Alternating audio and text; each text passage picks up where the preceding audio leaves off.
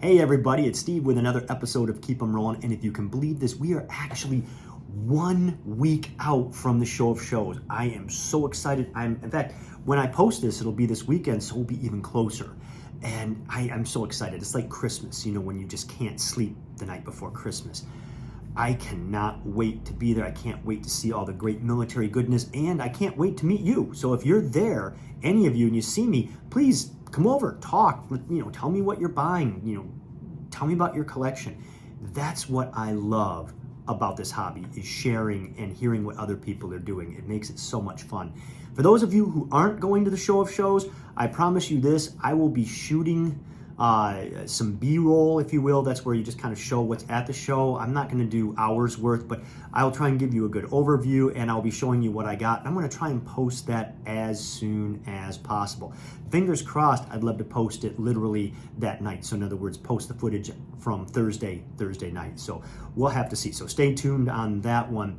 But today's video, and I wanted to get one out before the show. Today's video is one that's been a little bit lagging, and that is what I got for Christmas that's military related. Because ladies and gentlemen, let me tell you, I just don't get military items for Christmas or for my birthday. And there's a really good reason for that. It's not that my wife or my daughter or my family hates what I do or whatever, they just don't understand me. No, it's not that.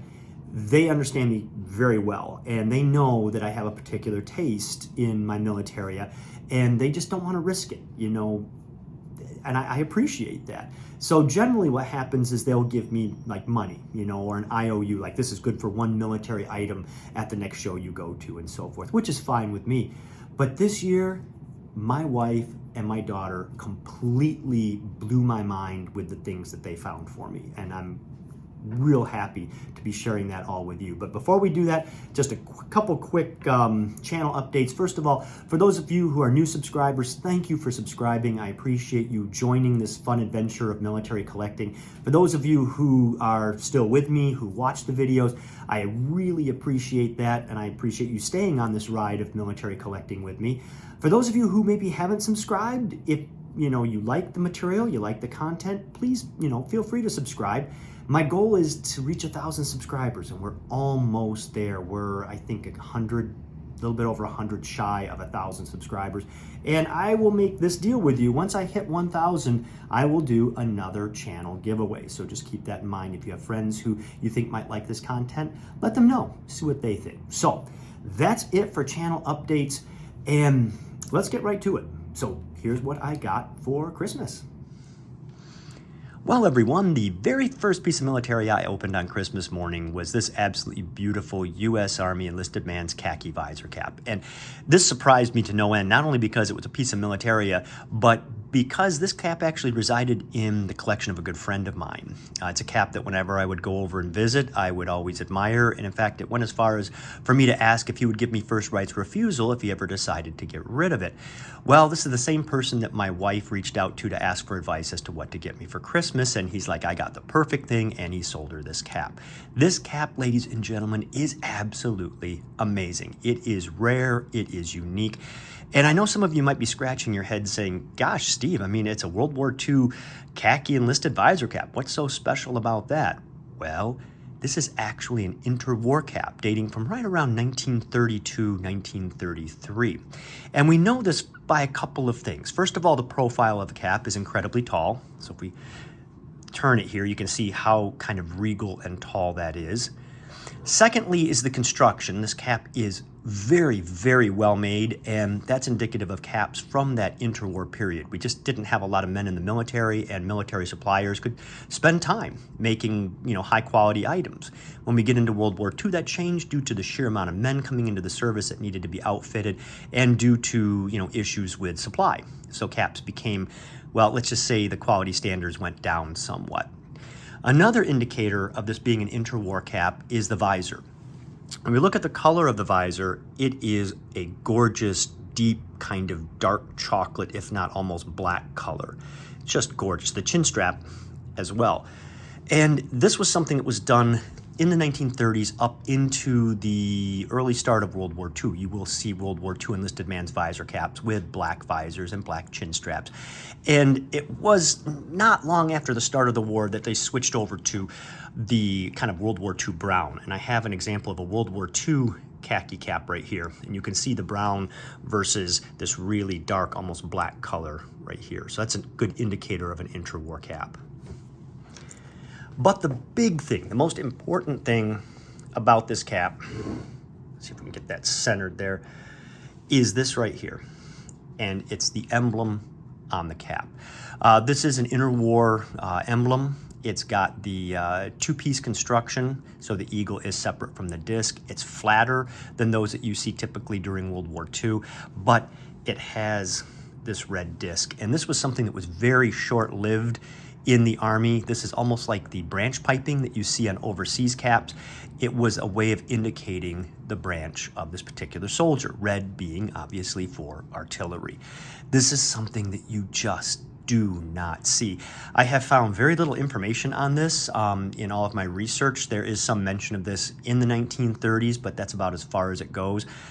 I have never seen an example of like this in a museum. I have, searched online to see if I could find an example, and I've never found one online. It's not in any of the reference books that are out there.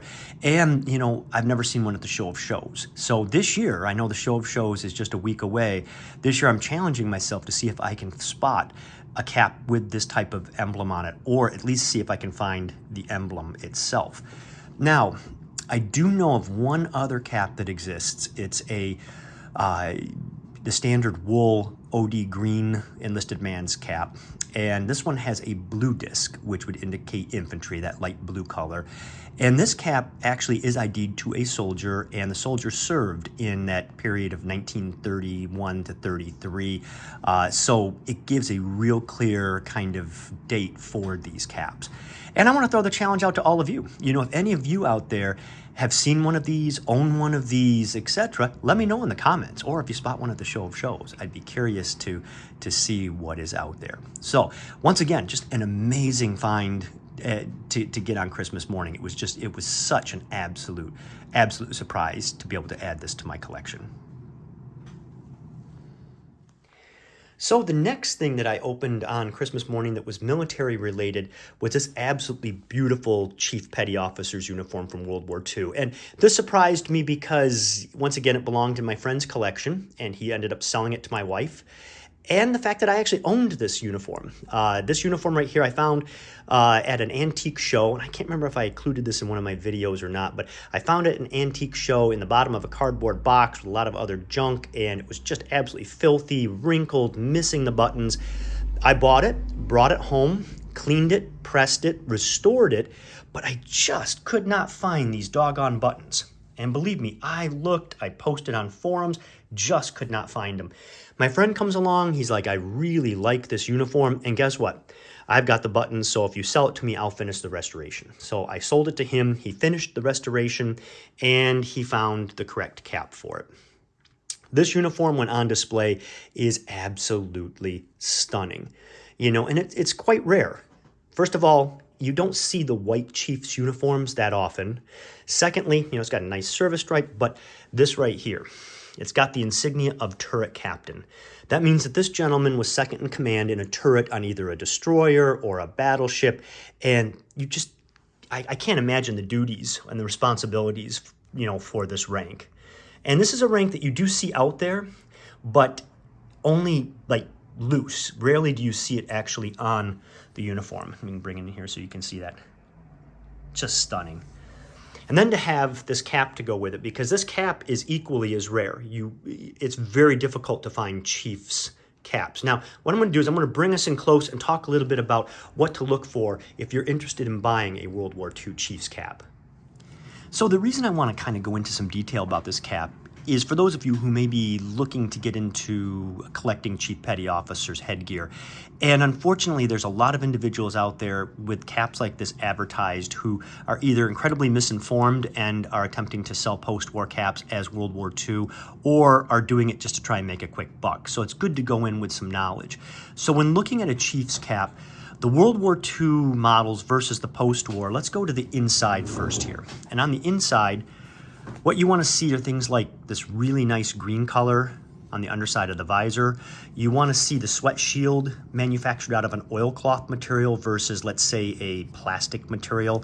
You want to look at the font on the manufacturer's tags, and it just has to have that kind of 30s or 40s look to it. After World War II, when we get into the 50s and the 60s, the font does change. And then the frame of the cap should be a wicker frame. You can see that's a wicker frame there. Now, these are only guidelines, okay? There are variations, so don't use these as absolute. I'm just trying to give you some tips here of things to look for, okay? The big thing, though, is on the exterior of the cap. And what you want to see on the exterior is an insignia that is pinned right to the cap. And when we bring this in close here, you can see that this insignia is actually pinned right to the front of the cap. When we get into that 1946 period and into the post-war period, what they did is they came in and they began to add a coffin, that's the nickname, to the front of the cap, and the insignia went from being pinned on to a screwback type that would be actually attached to the coffin. Now, what do I mean by coffin? Well, I have a post-war cap here. This cap is literally 1946, 1947, and this is what the coffin looks like. The coffin is this black piece right here that's attached to the cap band, and the insignia is actually a screwback piece of insignia. So in other words, this isn't pinned, it's actually screwed right to this coffin here. It was to kind of clean things up, I guess, is why they went to this. Now, there are individuals out there who will go ahead and try and remove these coffins to turn this into a World War II cap. But as you can see, it's very difficult to do because of the stitching. So if you see that on a cap, you may want to question if the individual actually, removed this to try and convert it over to a World War II style cap. This one here, as we zoom in, you can see there's nothing there. It's smooth all the way around.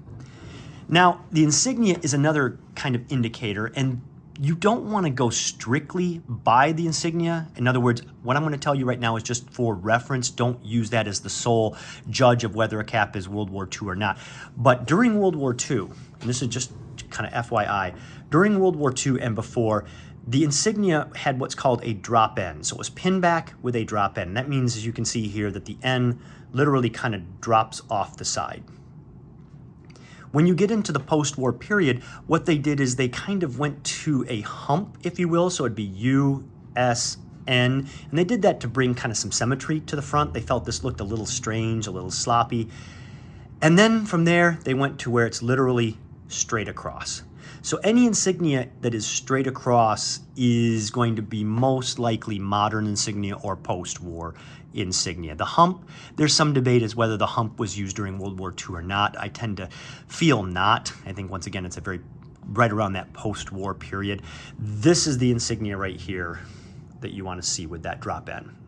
So those are just some things to point out to help you along if you're out there in the market for a Chief Petty Officer's cap, or you come across one at a antique shop or what have you. Those are some things that you should look for. Well, everybody, I hope you liked what I got for Christmas. I mean, as much as I liked what I got for Christmas. I, once again, was absolutely shocked to open these presents on Christmas morning. And I was very grateful to my wife and daughter for taking the time to do that. They had a whole story about how my wife had to, quote, steal my phone because I always have my phone with me, so she had to figure out a way to get that away from me so she could look up my friend's number and call him. And then for them to take the time to go over, they went as far as to actually turn off their Find My iPhone so they could go see my friend. And it was good they did, because that particular day that they went to pick these items up, they were kind of running a little bit behind. I tried calling them. They weren't answering their phone. So I went on Find My iPhone just to see where they were at. And it was like giving me all this weird information. So I'm glad they did. But boy, they really went that extra mile. And I appreciate that absolutely so much. So once again, thanks for watching. And the show of shows, this will be my last video before the show of shows. So I'll reiterate it again. If you see me, feel free to come on up. Let's talk. I want to hear what you're doing. I want to see what you're buying. I want to hear your take on the show of shows. I'm just excited to be there. And, that's part of the hobby, is sharing what we do. So On that note, if you're going to the show of shows, travel safe, everybody. I look forward to seeing you all there. For those of you who aren't, there's always next year, and I promise I'll have some good footage for all of you. So, this is Steve reminding all of you to, well, keep them rolling.